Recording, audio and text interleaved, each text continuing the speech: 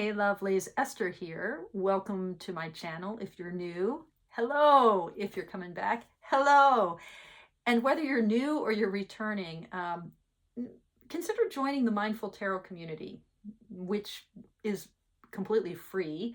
Um, the, the idea here is we gather on a Facebook page, and even more delightfully, I think, uh, is that the third Sunday of every month, we meet online in a Zoom session, and I always present some kind of teaching. Usually there's a PowerPoint extravaganza.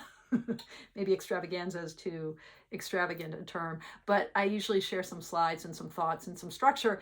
And then we dive into working with the cards.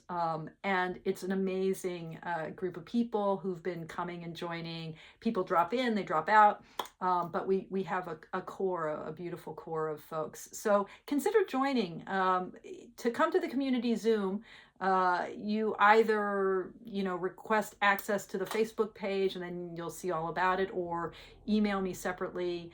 It's not an exclusive thing, but it is, well, I've found it to be pretty transformative. And I think we're this Sunday, I'm talking to you guys on March the 16th. Is that what it is? This Sunday, March 19th, 2023. We'll be meeting at 9 a.m. Pacific Daylight Time. We here in the States have sprung forward, so that's a little bit awkward. Normally we meet at noon Pacific Time. But this Sunday, I'm excited because I'm going to give some formal teaching around something that I've been talking about for a long, long time. I've called it different things. At one point I was talking about this as revolving the question. But it's just basically I'm talking about iterative process, repeated process, iterations, okay, iterative process, and how valuable that is in our tarot practice. Now, I'm not talking about the kind of compulsively repetitive process that some of us may have employed in the past or even now with our divinatory tools. Okay, I'm thinking about my own entry into the land of divination as a young person, working with the I Ching especially, but also with the tarot, where I would throw the coins or divide the stocks, depending on how I was playing with my I Ching, or draw the cards if I was playing with tarot, asking the same question over and over again in order to get a better answer, right? Okay, the sort of question like, will he call? Does he love me? Will I get that job, right? Those kinds of questions where there's a lot riding on the answer being favorable, the kinds of questions where we are really attached to an outcome, and we are hoping that the cards or the coins or the Euro stocks will take us to the place we want to go. That kind of compulsive relationship, especially to the I Ching, tarot was a little bit, because tarot is so rich in its interpretive possibilities in a way that I Ching just, it leads you back to the 64 hexagrams, so it's a little bit tighter. But I Ching particularly, the compulsive nature of that kind of iteration is what made me put away the I Ching for years. Just coming back to it in the past couple of years. It can be super compulsive. And actually the oracle, the I Ching oracle, will let you know when you're being compulsive. It will slap you upside your head pretty profoundly, as will tarot cards too. But that kind of compulsive relationship to a divinatory tool, that's not what I'm talking about. I'm talking about the kind of iterative process that isn't about our attachment to an outcome, that isn't asking the question over and over again because I want a different answer, but the kind of iterative process that is precisely trying to refine the question itself. So instead of a kind of compulsive iteration where I'm looking for a better answer, I'm asking the same question over and over again, the kind of iterative process that I'm talking about is the one that is trying to transform the question itself, to find what it is that I'm really chewing on, what it is that is really at stake, what it is that I really need to open my heart to. And in Mindful Tarot in general, my approach is always to say that, we're not looking for answers. We're actually looking for the questions that will uh, unlock our hearts. The world was never transformed by an answer, but the world has many, many times, my world especially, has been transformed by a question. The right question can unlock our hearts. Okay, so I'm going to be talking about that on Sunday. I want to give an example of what I mean by iterative process. We've been doing this month, March, Meet the Wall March. I'll put a link to my intro video for that. We've been doing that in the Facebook group. Some of us have been posting pretty regularly. I fell off the radar last week because it was such a crazy week. But the last draw I did in Meet the Wall March, I got as my wall. I'm working with Tiara May's gorgeous Ritual Tarot.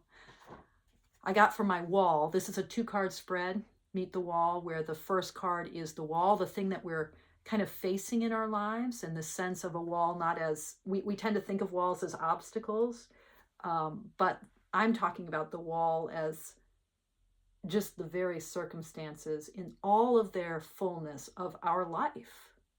This thing that feels like it's in the way, but if I actually meet it, I'm meeting the circumstances of my life. So the first card is the wall. And the second card in this draw is how I soften into the wall. So if this is what I'm meeting, then what's the kind of guidance for settling into it, right? Now, that's a little abstract, but let me flesh it out a bit. So I got the King of Pentacles. Isn't this cool? So, in this deck particularly, the King of Pentacles is like large and in charge, master of a kind of world of materiality and embodiment.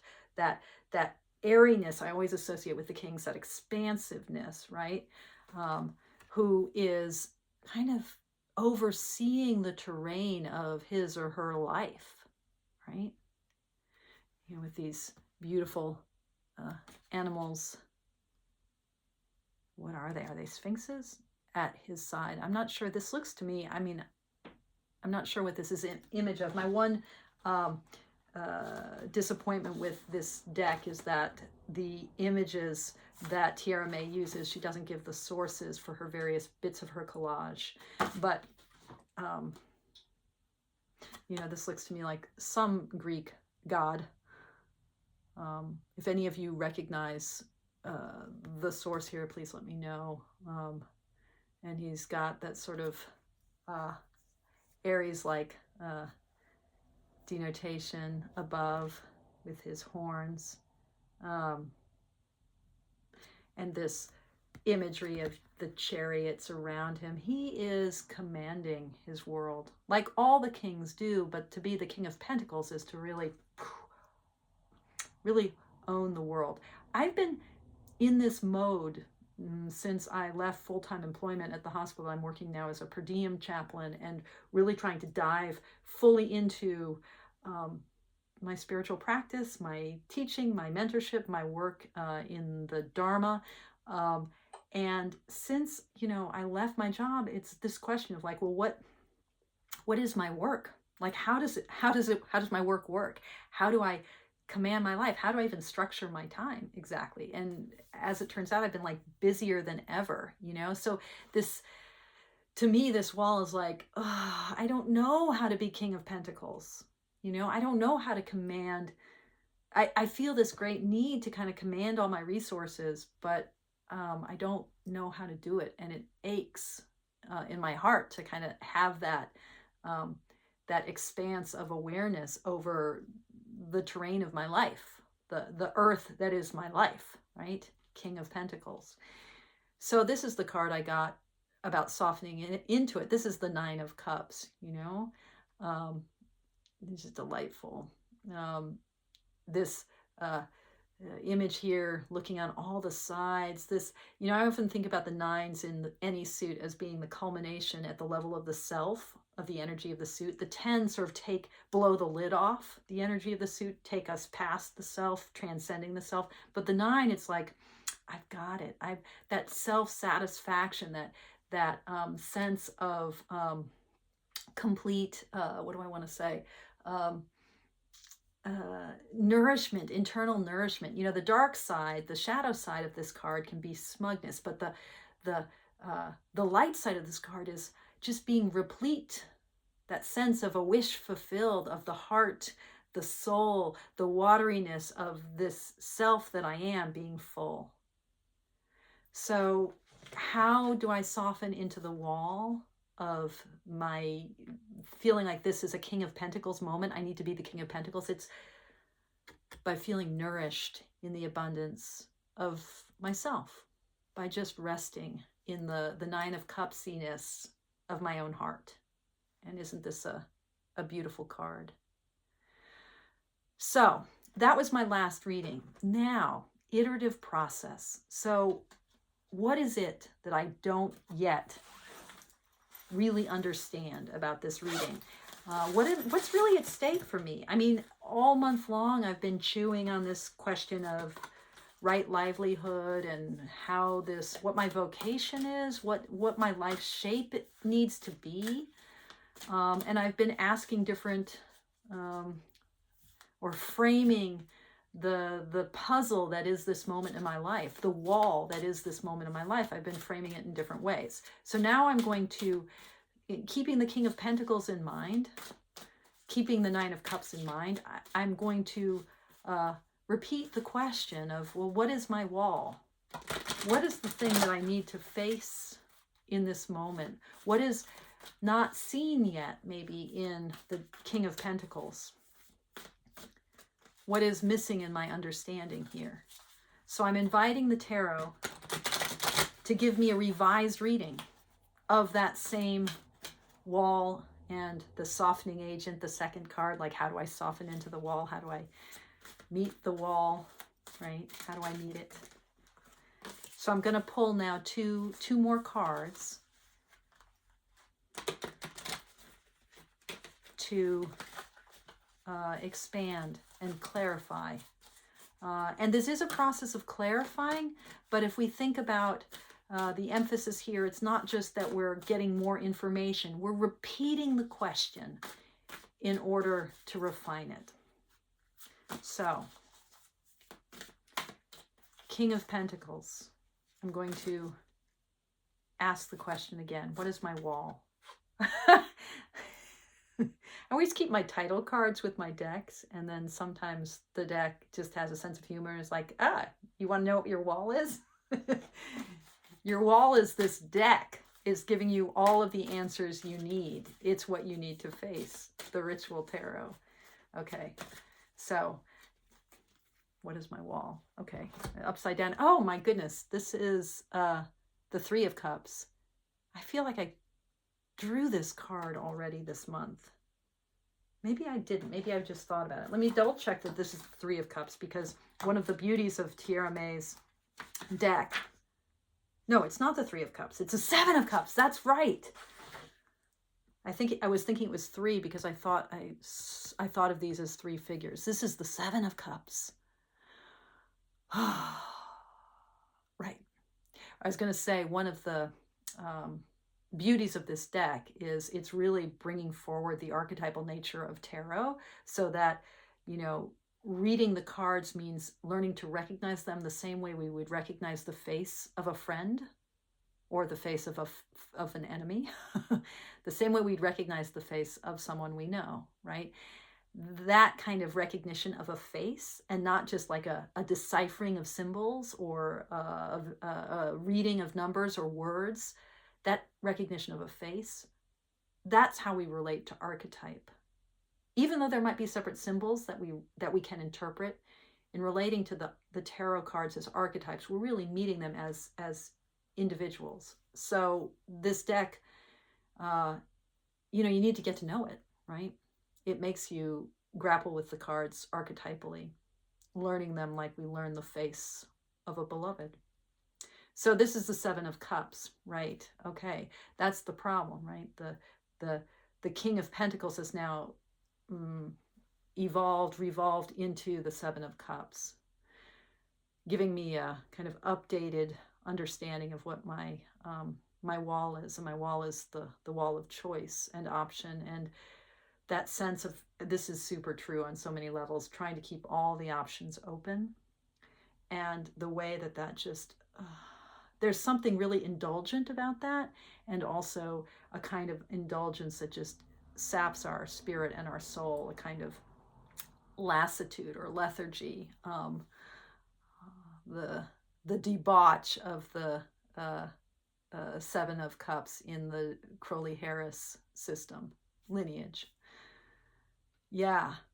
Okay, so how do I meet this wall, right? How do I soften into the wall that is the Seven of Cups so that I really meet it? So now I'm going to pick one more card, which is how I meet the wall, the softening agent, as I've been calling it. How do I soften into the wall? And I'm not working with reversals with this. Oh my goodness, the Three of Swords. Well, that's freaking powerful. That really resonates. I have to meet my sorrow. I've been thinking a lot about sorrow. I've been grappling with a lot of sadness. So I have to bear my flank, bear my heart, meet suffering head on. There's a way in which the Seven of Cups, which is a card I know really well. Not in this deck, clearly, because I misrecognized it, but it's a card, the archetype of which I know well. The Seven of Cups is avoiding what makes this a kind of enervating and exhausting card, is that we're trying to avoid suffering, and we need to bare our breast to it. Whew. Okay, that's iterative process. And I'm still not done, right? I can repeat, I can iterate again and again and again. And it's not that I'm looking for a better answer. It's that I'm looking for a better version of the question. And so you could do this iterative process forever. When I'm doing a deck dialogue, right? When I'm coming to know a deck, meeting a deck, what sometimes people call a deck interview, but that's so one-sided it feels.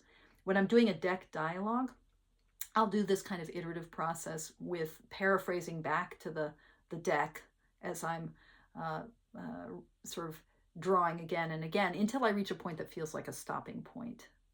So that's part of the, what I want to say, the art of this iterative process is also kind of knowing when you've reached, for now, a bottom, you know, like, okay, when things feel dry, you know, you've squeezed the lemon, you've gotten all the juice, you know, and that can be a kind of arbitrary decision. And sometimes it's really kind of cool to go past the moment when you think you've dried it all up, you've squeezed the citrus enough.